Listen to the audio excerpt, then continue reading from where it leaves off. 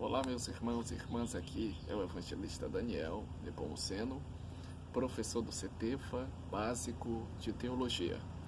E nesta oportunidade eu quero ensinar ou instruir a respeito de teologia pastoral. É uma disciplina que nós temos no CETEFA Básico e nós estamos adaptando o CETEFA no sistema EAD.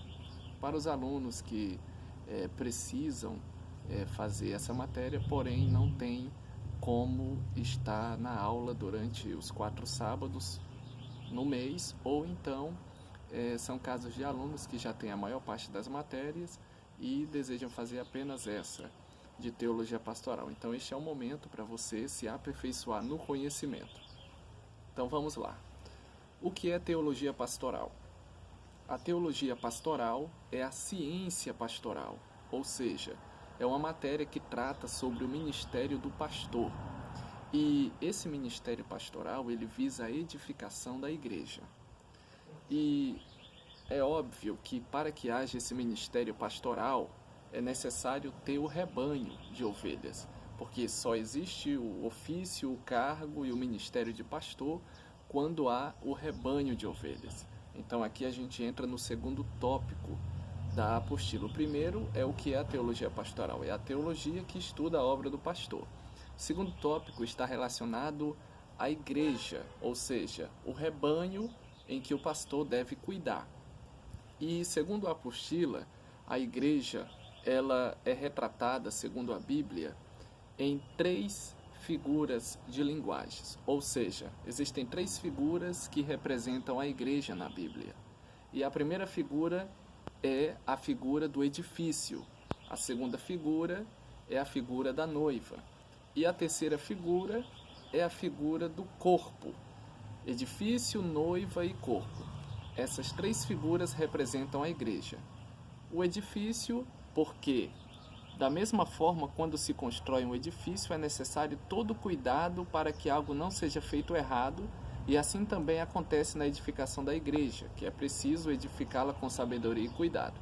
Ninguém faz edifício por cima da pausada. Para fazer um edifício é necessário preparo, calcular os gastos, calcular a região, o solo em que vai construir, para que nada dê errado, porque qualquer coisa errada compromete toda a obra. Assim é com relação à igreja. O pastor que está na liderança da igreja, ele deve ter o cuidado de edificar a igreja para que nada dê errado, para que a igreja seja altamente edificada, para que a igreja seja bem edificada e assim sucessivamente. Então, o edifício depende muito do cuidado, do planejamento, que é isso que tem que acontecer com relação ao pastor. Isso está onde? Isso está em 1 Coríntios, capítulo 3, versículo 9 a 11, e Efésios 2, do 20 ao 22, capítulo 2, versículo 20 ao 22 de Efésios, também nos mostra a respeito do planejamento com relação à edificação da igreja. A segunda figura da igreja é a noiva. E a noiva, quando ela vai se casar, no dia do seu casamento, ela procura se apresentar de uma forma bela, pura, formosa. Ela procura se destacar como a mulher mais bonita da festa. Ela se prepara para isso. Então, qual é o propósito do pastor com relação à igreja como noiva? É prepará-la para o encontro do noivo. Então, o pastor precisa apresentar essa noiva sem mácula, sem ruga, pura. Ele precisa apresentar a igreja bela diante do noivo. Onde é que está escrito isso, professor?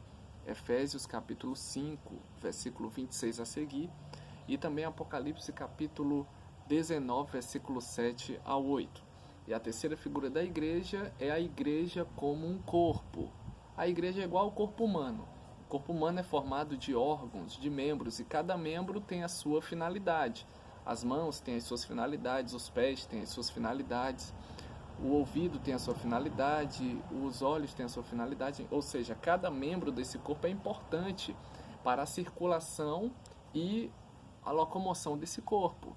Todos os órgãos são importantes, não existe órgão mais importante do que outro. Todos são importantes para o funcionamento do corpo, assim é a igreja. O pastor que lidera a igreja, ele tem o cuidado de dar importância a todos os membros da congregação e do corpo. Ele não pode rejeitar uns e ficar do lado de outros. Ele não pode dar atenção só para uns e para outros, não. Cada membro tem o seu talento, cada membro tem a sua forma de contribuir. Então o pastor precisa despertar isso, a importância de cada membro na igreja, para que a igreja se desenvolva e para que a igreja possa crescer continuamente. Então, qual é o propósito do pastor? Edificar a igreja. Assim como Jesus edificou a igreja, cabe aos pastores da atualidade também edificar a igreja. Aí a gente entra no terceiro tópico da apostila, que fala sobre o ministério do Novo Testamento. Interessante que em Efésios capítulo 4, versículo 8 a 11, Paulo escreve dizendo que Deus deu uns para apóstolos, profetas, evangelistas, pastores e mestres. O que nós temos aqui? Aqui nós temos os cargos ministeriais, ou seja, nós temos aqui os dons ministeriais. E eu quero destacar alguns deles. Nós não vamos destacar todos porque o que eu estou ensinando é apenas assuntos relacionados ao teste, ao que vai cair na prova, para facilitar até quando você for fazer a sua prova do CETEFA. Então, o primeiro ofício que eu quero destacar, o primeiro dom ministerial, é o ofício de apóstolos, 3.1. A palavra apóstolo significa enviado mensageiro. Então, muita atenção para isso aqui, aluno que está me assistindo. Apóstolo quer dizer enviado, mensageiro, aquele que propaga a mensagem ou a palavra. E você pode me perguntar, existem apóstolos atualmente? Porque eu li na Bíblia que só existiam os 12 apóstolos de Jesus. Será que hoje ainda existe esse ofício de apóstolo? Eu lhe respondo que sim. Só que os apóstolos da atualidade não têm o mesmo peso dos 12 apóstolos do tempo de Jesus. Onde está escrito isso? Apocalipse capítulo 21, versículo 14, por exemplo. Nesse texto nós temos que lá na Nova Jerusalém, na cidade onde vamos morar, existem 12 portas que contêm o nome dos 12 apóstolos. Então essas portas foram feitas especificamente com o nome deles, de mais nenhum apóstolo. Então, os apóstolos existem hoje? Sim, mas não com o mesmo peso dos apóstolos do tempo de Jesus. Mas os apóstolos de hoje, eles são uma espécie de quê, professor? No sentido geral, existem apóstolos hoje. Havia outros apóstolos além dos 12. Então a Bíblia retrata que, além de Pedro, Tiago e João e os demais discípulos de Jesus, que são os 12 apóstolos, havia outros apóstolos depois de Jesus.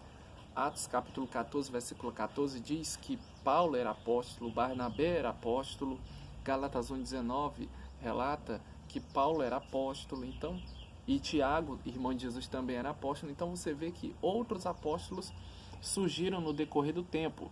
E em Efésios 4,11 nós temos a manifestação de apóstolos como dons. Então, não existe apóstolos hoje iguais aos apóstolos de Jesus, que viram Jesus pessoalmente, que foram batizados por João Batista, que viram ensinar Jesus. Os apóstolos da atualidade não viram nada disso, mas nem por isso deixam de ser apóstolos. Agora, não tem o mesmo peso que os apóstolos de Jesus. Isso é o que eu estou querendo passar para você, que está me ouvindo nessa oportunidade. Então, vários homens que edificam igreja, que ensinam, que levantam obra, que instruem na atualidade, esses são os apóstolos como dom ministerial. 3.2, nós temos um outro dom ministerial que é o de profeta.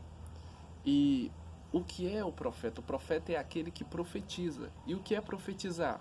Profetizar é falar impulsionado por uma inspiração especial. Grave isso que você pode precisar na hora do teste. Profetizar é falar impulsionado por uma inspiração espiritual ou especial. É falar inspirado pelo Espírito de Deus. Então o profeta fala de algo que vem para ele. E interessante que a Bíblia fala de vários profetas. Tem o profeta do Antigo Testamento, o profeta como dom espiritual e o profeta como dom ministerial, que é o que nós estamos vendo aqui. O profeta do Antigo Testamento é aquele que a profecia saía dele e passava para o povo. Então ele era uma espécie de porta-voz de Deus direto ao povo. Então ele era uma espécie de porta-voz que trazia a mensagem direto de Deus como orientação e instrução para o povo de modo geral. Então o profeta do Antigo Testamento é esse. Ele é uma espécie de instrutor, aquele que governa com a mensagem da parte de Deus. No Novo Testamento, o profeta como dom espiritual é aquele que recebe a palavra pelo Espírito Santo, porque nós estamos na época da graça, e ele passa essa profecia com o propósito não de orientar a humanidade, de orientar uma pátria, uma nação, mas de edificar a igreja, que é a noiva de Cristo. A profecia como dom espiritual é isso. E a profecia como dom ministerial, que é o de Efésios 4:11, é aquele profeta que está limitado e subordinado à palavra. Então a profecia que ele vai liberar é aquilo que está escrito. Ele é o profeta da palavra. Por exemplo, se ele pega o Salmo 23, versículo 1 e diz: o Senhor é o meu pastor e nada me faltará. Igreja, eu quero profetizar isso nessa noite para você, que o pastor dessa igreja está aqui, conforme eu estou profetizando. É o Senhor, Ele é o teu pastor.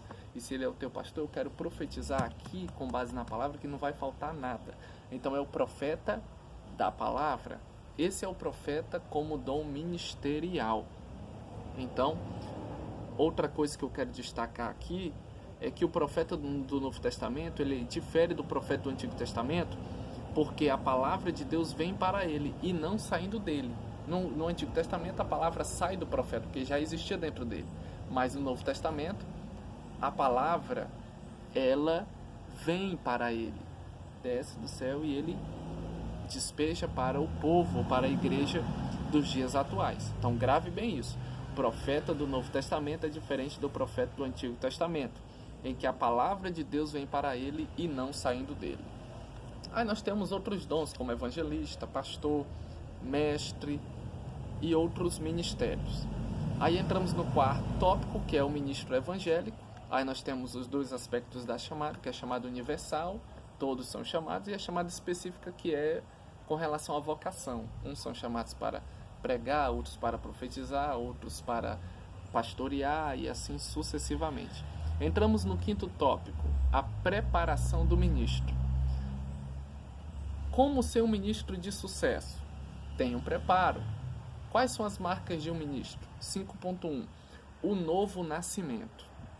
O novo nascimento é a primeira condição para que alguém seja pregador. Grave bem isso, que você pode precisar na hora da prova. É a primeira condição para que alguém seja pregador. Quer ser pregador? Quer ser ministro? Tem que ter o novo nascimento. O que é o novo nascimento? É o que Jesus ensinou em João capítulo 3 para Nicodemos. Se alguém não nascer de novo, não pode ver o reino de Deus. O que é nascer de novo? Nascer de novo é nascer para o mundo espiritual. Isto é abandonar as velhas práticas. 2 Coríntios 5,17 diz: assim que se alguém está em Cristo, nova criatura é. Quando nós estamos em Cristo, a gente nasce de novo, nos tornamos nova criatura. E as coisas velhas, os hábitos antigos, se passam. E tudo se faz novo. Então é abandonar as velhas práticas e se entregar a Cristo. Daí surge o novo nascimento. Você foi regenerado por Ele, pelo Espírito Santo. Então, o novo nascimento ele é marcado pela água e pelo Espírito. Aquele que não nascer da água e do Espírito não herdará o reino de Deus. Nascer da água. A água aí pode estar relacionada ao batismo nas águas ou a água como purificação do Espírito Santo. E o Espírito Santo está relacionado, o Espírito, melhor dizendo, está relacionado ao Espírito de Deus que vai agindo, regenerando a pessoa de tal forma que a pessoa se torna uma nova criatura. Então, água, purificação, Espírito Santo, sua obra ativa e agindo na nossa vida, gera um novo nascimento.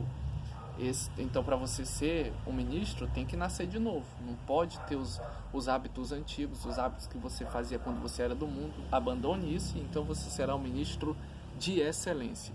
Aí nós temos o 5.2, que é o batismo no Espírito Santo. Quer ser um bom ministro? Seja batizado com o Espírito Santo. O que é o batismo com o Espírito Santo? Já eu vou lhe responder, mas o que está na apostila que vai cair na prova é isso aqui, ó. Subsequente à experiência do novo nascimento, existe para cada crente o batismo no Espírito Santo. Atos capítulo 2, versículo 38 e 39. Grave isso. Então, o batismo com o Espírito Santo é outra marca para uma pessoa se tornar um bom ministro. É o revestimento de poder, o batismo com o Espírito Santo. que nos habilita a pregar o Evangelho com ousadia e autoridade. E isso é caracterizado